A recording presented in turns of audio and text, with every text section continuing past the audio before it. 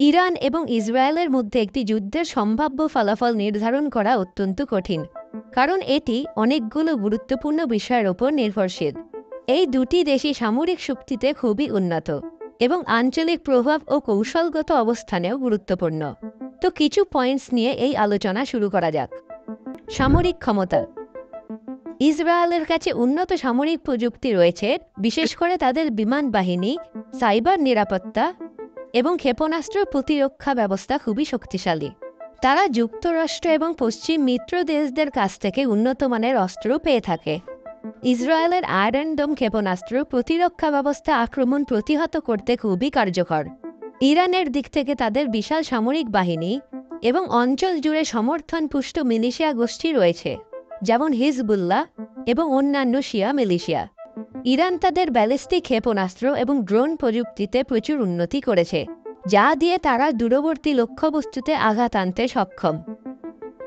আঞ্চলিক মিত্র ও সমর্থন। যদি যুদ্ধ হয় তাহলে শুধু ইরান ও ইসরায়েলের নয়, তাদের মিত্ররাও এই সংঘাতে যুক্ত হতে পারে।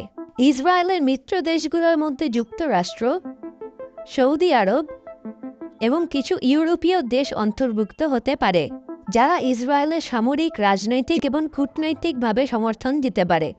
অন্যদিকে ইরানের সঙ্গে রাশিয়া এবং চীনের মতো শক্তিধর দেশের সম্পর্ক ভালো এবং তাদের সহযোগিতা ইরানকে শক্তিশালী করতে পারে। এছাড়াও ইরান মধ্যপ্রাচ্যে হিজবুল্লাহ, সিরিয়া এবং ইয়েমেনের হুতি গোষ্ঠী সহ অন্যান্য আঞ্চলিক শক্তিগুলোর কাছ থেকেও সমর্থন পেতে পারে। কৌশলগত ও ভূ রাজনৈতিক প্রভাব। যুদ্ধে কারো স্পষ্ট বিজয় নাও হতে পারে, বরং এটি দীর্ঘস্থায়ী আঞ্চলিক সংঘাতে রূপ নিতে পারে।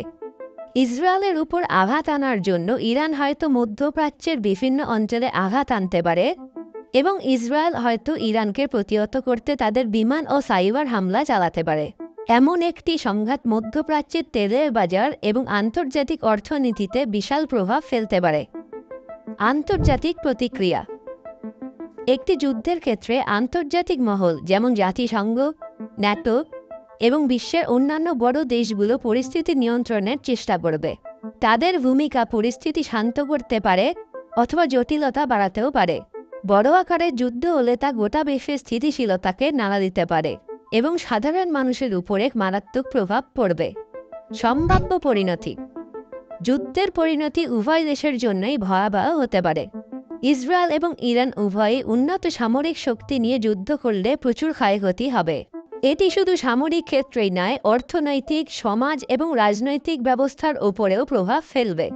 যুদ্ধের সম্ভাব্য পরিণতি হতে পারে আঞ্চলিক ও আন্তর্জাতিক অস্থিতিশীলতা এবং বহু মানুষের জীবনহানি।